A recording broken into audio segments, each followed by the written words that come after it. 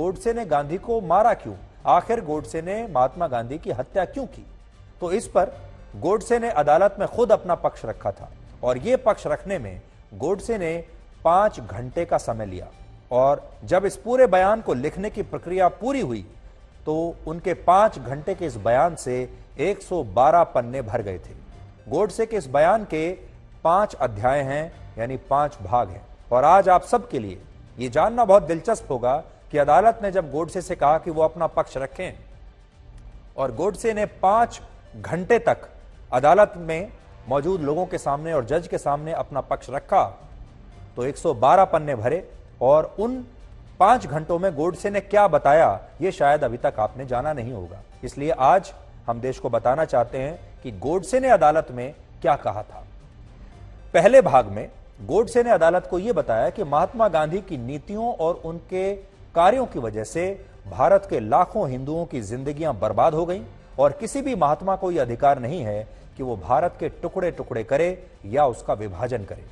लेकिन गांधी जी ने ऐसा किया और इसीलिए गोडसे ने उनकी हत्या की।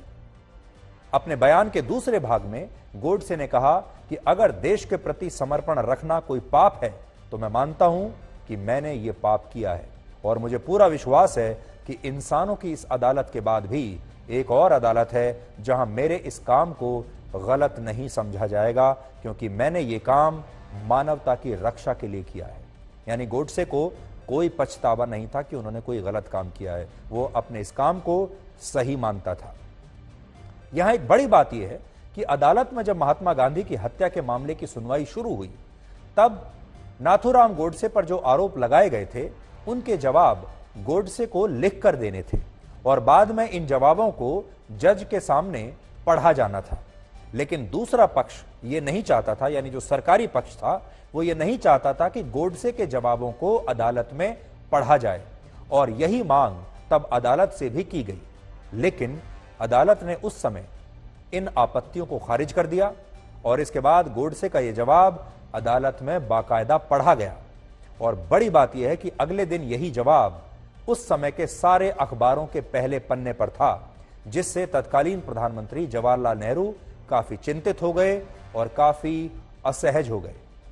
नेहरू को यह डर था कि गोडसे का पक्ष गांधी जी के प्रति देश के लोगों का नजरिया बदल सकता है, इसलिए वो गोडसे के बयान को सार्वजनिक रूप से प्रकाशित करने के खिलाफ थे और उन्होंने गोडसे के इन बयानों पर बाद में बैन भी लगा दिया था, प्रतिबंधित कर दिया था। और यह प्रतिबंध गोडसे के बयानों पर कई वर्षों तक लागू रहा। इसीलिए आज भी देश के ज्यादातर लोग ये नहीं जानते कि महात्मा गांधी की हत्या करने के बाद गोडसे ने अदालत में क्या कहा था। गोडसे ने महात्मा गांधी पर भारत का विभाजन करने और मुस्लिम तुष्टीकरण के गंभीर आरोप लगाए थे और इनका जिक्र अपने बयान के 3रे अध्याय में गोडसे ने किया है।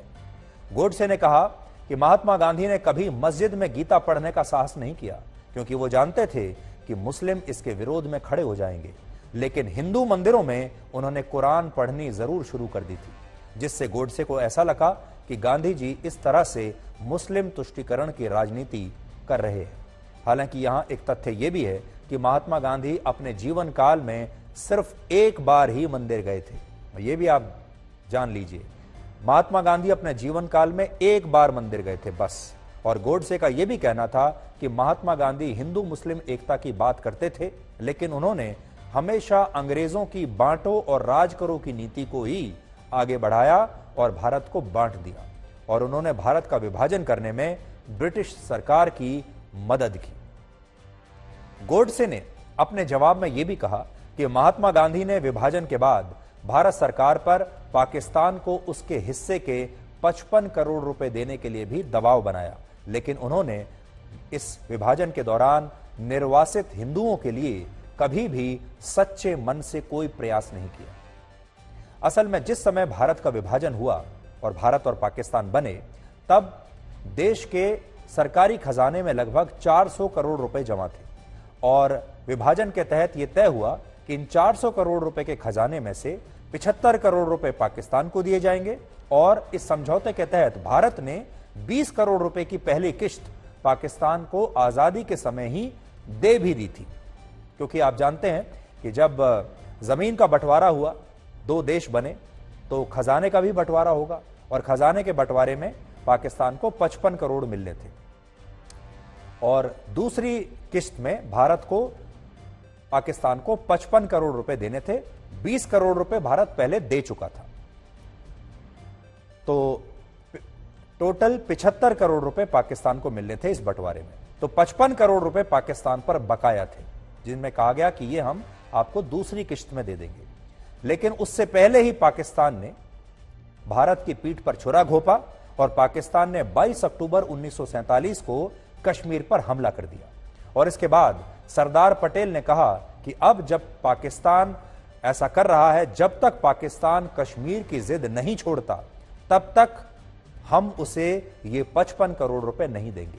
और सरदार पटेल की बात बिल्कुल सही थी, क्योंकि अगर पाकिस्तान एक तरफ हम पर हमला कर रहा है, कश्मीर को हमसे छीनने की कोशिश कर रहा है, तो हम पाकिस्तान के बकाया 55 करोड़ रुपए क्यों दें, हम उस पेमेंट को रोक लेंगे, ऐसा सरदार पटेल चाहते थे। लेकिन महात्मा गांधी बीच में आ गए और महात्मा गांधी और नेहरू इस मुद्दे पर सरदार पटेल के खिलाफ हो गए और महात्मा गांधी ने तो यहां तक कह दिया कि वो किसी भी कीमत पर इस समझौते को टूटने नहीं देंगे और ये 55 करोड़ रुपए भारत को देने ही चाहिए।